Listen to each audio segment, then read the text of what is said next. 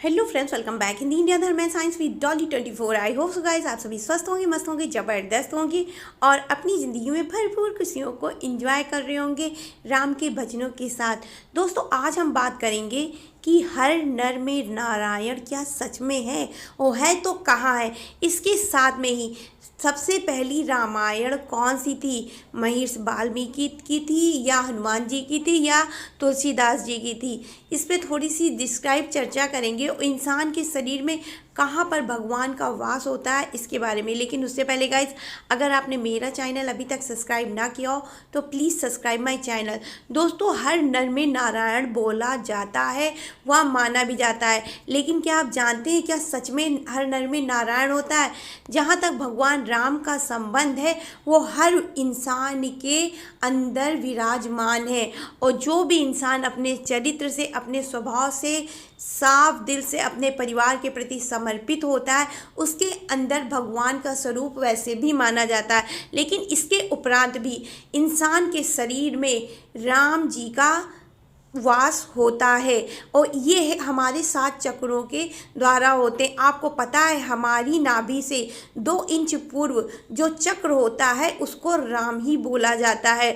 और इसका जब आप जागरण करते हैं, इसको जो है आप अपने अंदर जागृत करते हैं, तो उसका आप उच्चारण भी राम राम करके करते हैं। और जब ये चक्र एक्टिव हो जाता है चक्र साधना के द्वारा, तो आपके अंदर एक पीले रंग की ऊर्जा उत्पन्न होती है जो कि आपके आँखों के माध्यम से आपको दिखाई पड़ती है। और जब ये ऊर्जा आपके अंदर जागृत हो जाती है तो उसके बाद आपके अंदर, आपके जीवन में ऊर्जा का फ्लो होने लगता है। और ये चक्र 10 पंखुड़ी वाला एक कमल होता है जो कि जागृत होने पर गोल गोल घूमता रहता है एंटी क्लॉकवाइज।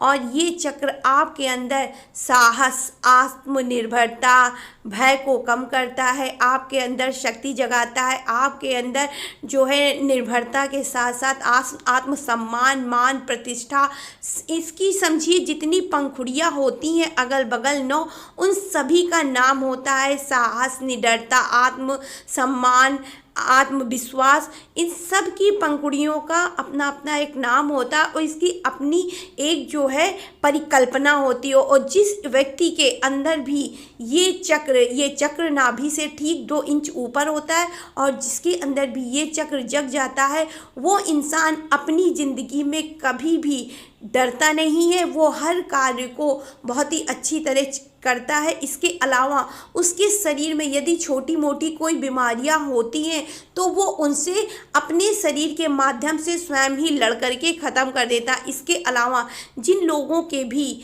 चक्र मणिपुर, इसको जो है मणिपुर चक्र बोला जाता है। और मणि का मतलब होता है अर्थ, मणि का अर्थ होता है क्या कहते हैं रत्न, और पुर का अर्थ होता है जगह, रत्नों की जगह। जिसके अंदर भी ये चक्र जागृत हो जाता है उसके अंदर लक्ष्मी जी, पैसे, रुपयों का जो है प्रवाह होने लगता है उसके अंदर। मतलब उसके अंदर इतनी ताकत आ जाती कि वो अपने जीवन में रुपया पैसा खुद ब खुद उत्पन्न करना शुरू कर देता है। वो इतने कार्य करता है कि ऑटोमेटिक माता लक्ष्मी उसके पास आ जाती हैं। इसीलिए हम साधारण शब्दों में ये बोल सकते हैं कि हर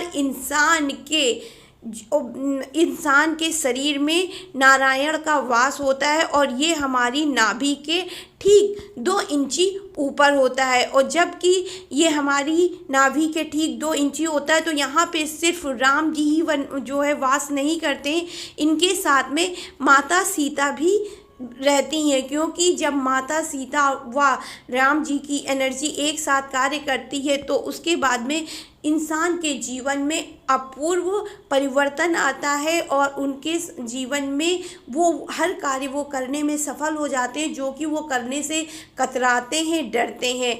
ये चक्र जिस भी इंसान के शरीर में एक्टिव रहता है वो इंसान कभी भी किसी से डरता नहीं, उसके मान सम्मान, यश में मतलब चारों तरफ से वृद्धि ही वृद्धि होती है। इसीलिए हर नर में नारायण का वास हमारे शास्त्रों में बोला गया है। उन्होंने इस चीज़ को वेदों में अपने काफ़ी डिस्क्राइब में वर्णन किया है। मैं इस टाइम उस चीज़ों को ज़्यादा डिस्क्राइब नहीं बोल सकती हूँ। हाँ, कभी अगर मैंने वीडियो अलग से चक्रों का बनाया तो ज़रूर से ज़रूर बताऊँगी। और ये हमारी नाभि से ठीक 2 इंची ऊपर होता है। लेकिन आज हम बात करेंगे रामचरितमानस की। दोस्तों, आपको पता है हम लोग जो रामचरितमानस अपने घरों में रखते हैं, वह पढ़ते हैं, वो किसने लिखी है? ऐसे तो रामचरितमानस का एक रूप रामायण भी है जो कि वाल्मीकि जी ने लिखा हुआ है। लेकिन वाल्मीकि जी की रामायण में भगवान राम के चरित्र के संपूर्ण रूपों का वर्णन विस्तृत रूप से दिया गया है, जिसमें कि सीता जी का परित्याग जो राम जी ने किया था उसके बारे में संपूर्ण चर्चा दी गई है। परंतु जो तुलसीदास जी ने लिखा है उसमें इस चीज़ को पूर्ण रूप से हटा दिया गया है, निकाल दिया गया है। इसके अलावा यही नहीं, बहुत सारी चीज़ें जो हैं तुलसीदास जी ने अपनी रामचरितमानस में नहीं लिखा है। परंतु रामचरितमानस जो कि बहुत सरल है, साधारण भाषा में लिखी गई है, इसी वजह से ये सर्वाधिक प्रिय है। और जबकि वाल्मीकि जी की रामायण शुद्ध संस्कृत में होने के कारण ये पढ़ने में भी कठिन है और इसके कुछ शब्दों के अर्थ आज भी नहीं निकाले जा पाए हैं। जबकि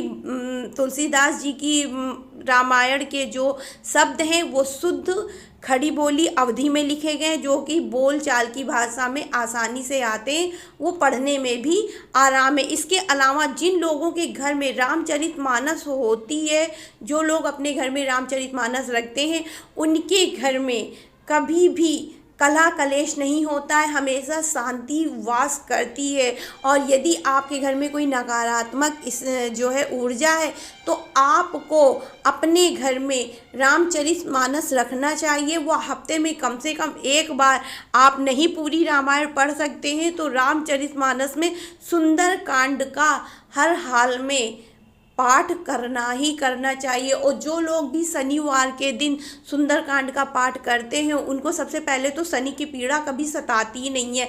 और दूसरी बात, यदि वो किसी नौकरी में, किसी व्यापार में, किसी भी जो है चीज़ में उन्नति पाना चाहते हैं, चाहे वो शिक्षा संबंधी हो कोई भी, तो उसमें वो उन्नति तो प्राप्त करते हैं। लेकिन यदि कोई नौकरी को, सरकारी गवर्नमेंट जॉब को सोच करके ये कार्य करता है, सुंदरकांड का पाठ पढ़ता है, तो उसको 100% अपने जीवन में सक्सेस मिलती ही मिलती है। और इसके अलावा उसके जीवन में कभी भी कोई भी ऐसी अमानवीय घटना नहीं घटती है जो कि प्राकृतिक रूप से या किसी भी तरह से उसके लिए हानिकारक हो। भगवान उसके साथ सदैव रहते हैं। इसके अलावा यदि आपने रामायण को देखा हो, सुना हो, तो उसमें आपने एक चीज़ और पढ़ी होगी कि वाल्मीकि के अलावा रामायण हनुमान जी ने भी लिखी है, लेकिन जिसको हनुमत रामायण बोलते हैं। वाल्मीकि ने, देखिए, जो वाल्मीकि ने रामायण लिखी थी वो भगवान श्री राम के युग में ही, त्रेता युग में लिखी गई थी। जबकि तुलसीदास जी ने जो रामचरितमानस, जो कि हमारे घरों में प्रायः पाई जाती है, वो आज से 450-500 साल पहले की है, ये ज़्यादा प्राचीन नहीं है। लेकिन जो वाल्मीकि जी की रामायण है उसी के बाद ही हनुमत रामायण का भी जो है जिक्र पाया जाता है ग्रंथों में, जो कि वाल्मीकि रामायण के जस्ट बाद में लिखी गई है। लेकिन ये सभी रूपों में, हर किताब में कहीं पर भी आप देखेंगे तो आपको भगवान श्री रामचंद्र का चरित्र एकदम स्पष्ट, साफ सूरत, मतलब इतना अच्छा बताया गया आपकी, उसको पढ़ के आप मंत्र मुग्ध हो जाते हो। जैसा कि मैंने आपको बताया कि हमारे शरीर में जो मणिपुर चक्र होता है उसकी तमाम खूबियाँ ऐसी ही होती है। और भगवान राम का नाम भी राम है। इंसान अपने नाम के अनुरूप ही कार्य करता है, इसीलिए कहते हैं लोग सोच समझकर नाम रखना चाहिए। तो आई होप सो गाइज, मैंने जो भी आपको जानकारी दी आपको पसंद आई होगी। पसंद आई हो तो please like, share and subscribe my channel. Radhe Radhe guys.